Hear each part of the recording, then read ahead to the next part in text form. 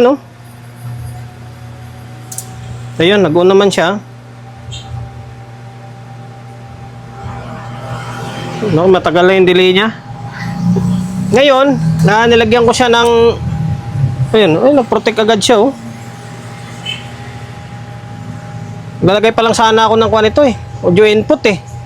Next natin itong Sopertec na SA1002. 1002. Kung bibigkasin mo tong ganitong numero, no? 10,002 to eh. Wala kasing point eh. Kung 1,000.2, di ba? Basta SA1002. Okay? Yan, Sopertec na Class H Professional Power Amplifier. By the way, shoutout and then maraming salamat sa may-ari nito na pinagkatiwalaan tayo na gawin yung unit nila. Bali, walk-in client natin ito ah.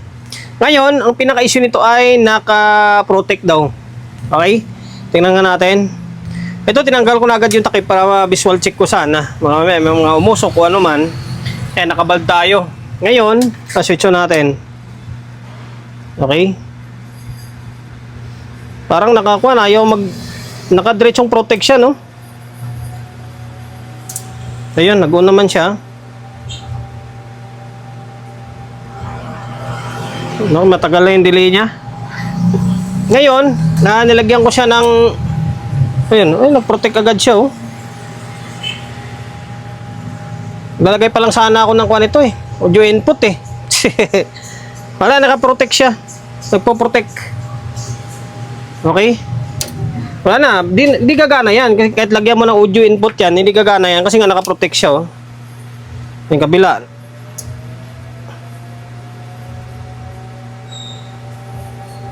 Wala talaga oh. Ngayon, ang tanong, alin yung channel? Ngayon, kaso although dalawang channel talaga yung nakaprotect oh. Di ba? Sa totoo lang, first time ko maka-encounter ng ganitong trouble. Although, ang design nito is kahawig lang siya ng crown, krill. Parang ganun yung datingan niya eh. Parang ang crown na pinakamalapit dito. Crown na mga CE16 o 12, mga ganun. Okay? High, low. Tapos mayroong high voltage na low ampere din ito eh. Pero kaya, alam ko meron ito eh. Ayan. Ganun yung design nito. Parang krill or crown ang datingan niya. Ulitin natin. Ayaw niya talaga oh. Ayan, nag-normal naman siya. Ayan, nagbabalik talaga oh. Aha. Anong pinaka-problema kaya nito? Tingnan natin dito. Maaaring may shorted. Dalawang channel. Okay? Okay, balikan ko kayo kapag na-troubleshoot ko na. Sa totoo lang, first time ko makagawa ng itong klaseng trouble, kaya medyo nangangapa tayo. Nakalas-kalas na yung channel 2, and then channel 1. Ito, kinalas ko na yung pinaka supply niya na high voltage and then low and then high. Okay, nakaangat na to. Isa lang yung tinitingnan ko, baka itong high voltage na low ampere, baka ito ay may problema. Alam ko supply ito ng high voltage na low ampere eh. Ito to. Yan, yan nakalagay oh. Positive, ground, negative. Baka mamaya ito yung supply na kulang or walang pumapasok ba. Ito, dalawang channel. Okay. Kasi pansinin nyo, okay, nakakalas na yan lahat ha. Natin kung magno-normal siya. Okay, nag-normal siya, di ba? Okay, nag-normal siya oh. Pero kapag ibalik mo itong dalawa, ito. Balik natin to. Ayan, tapos itong isa sa ilalim. Hindi, kahit isa nga lang eh. Kahit doon lang muna, channel 1 lang eh. Pansinin nyo. Nakaklip talaga siya oh. Oh. Di ba? Tingin ko may problema. Ito. Baka kulang na supply. Ngayon, salangan natin ng kwanto ng tester. Salangan na natin ng tester. Yung ground sa gitna eh. Yung nilagyan na lang natin gilid-gilid. Tingnan natin kung may voltahe siya. Okay. Ito natin. Okay, nag-normal mode siya. Meron siyang 145, 151.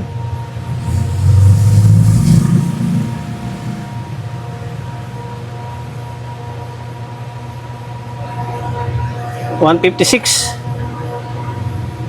Parang magalaw, no? Parang magalaw yung dating niya.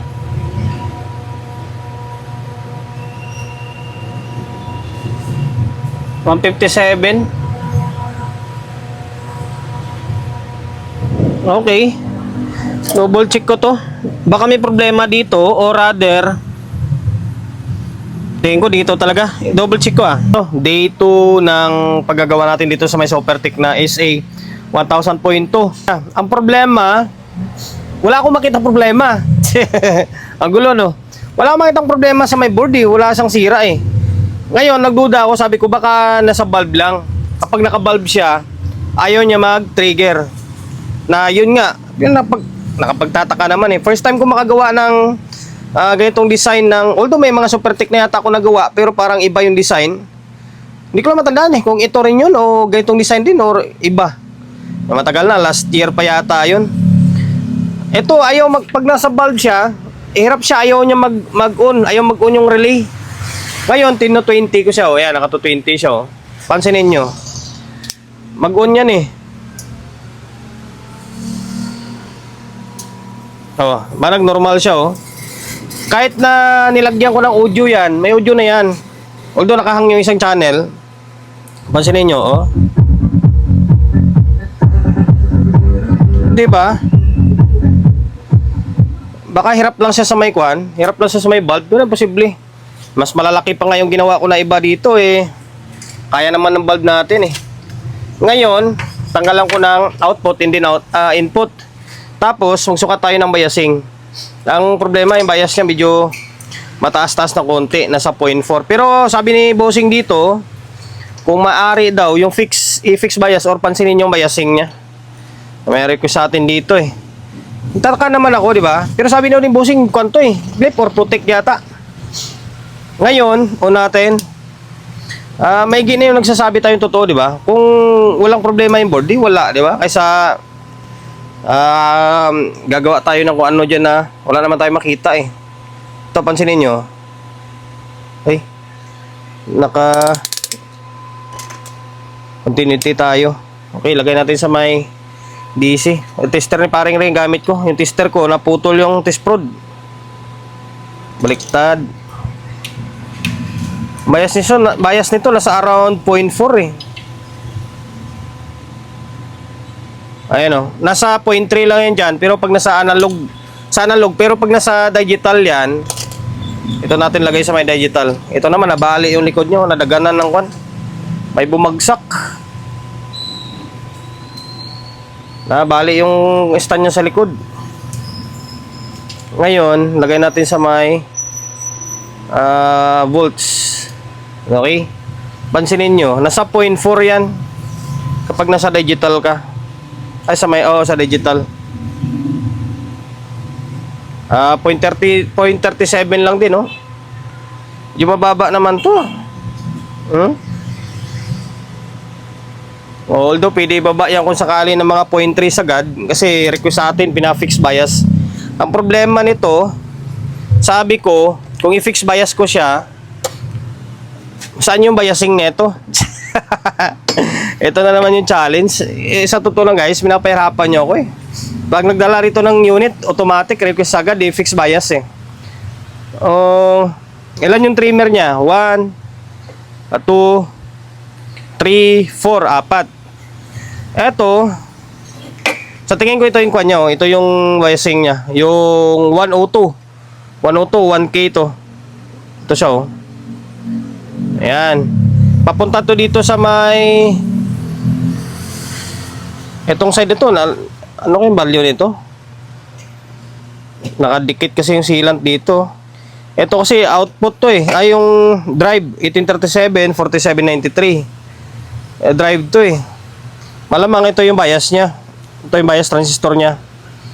Ngayon alam ko ito yung trimmer na pamutang bias Okay, ito para sa fan nito. Tapos ito mga differential na siguro to.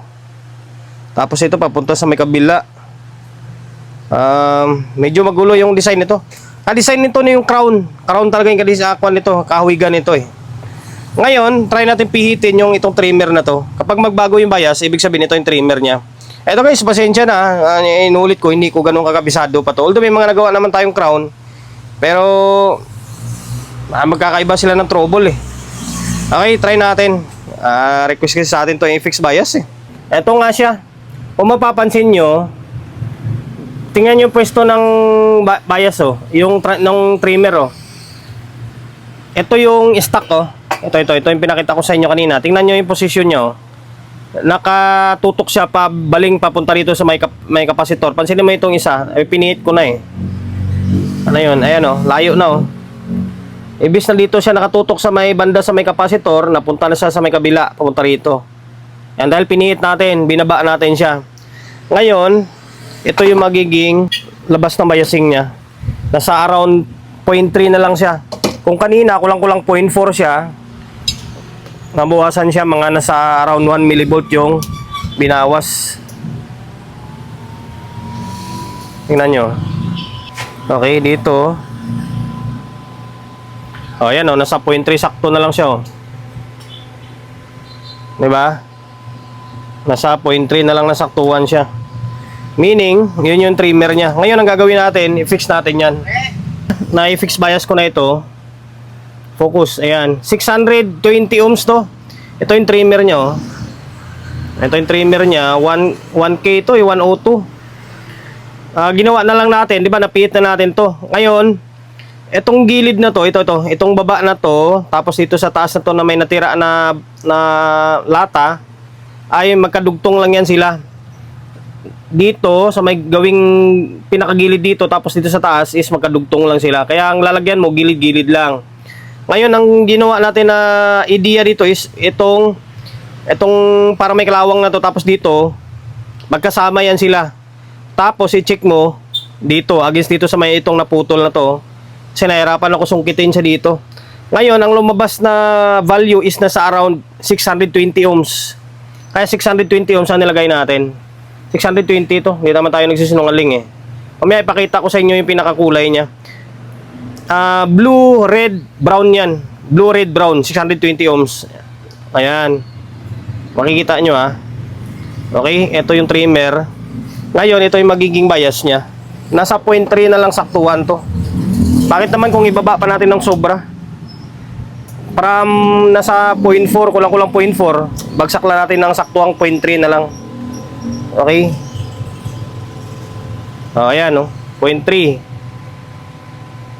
Kanina nasa 0.3, kulang-kulang 0.4 yan eh.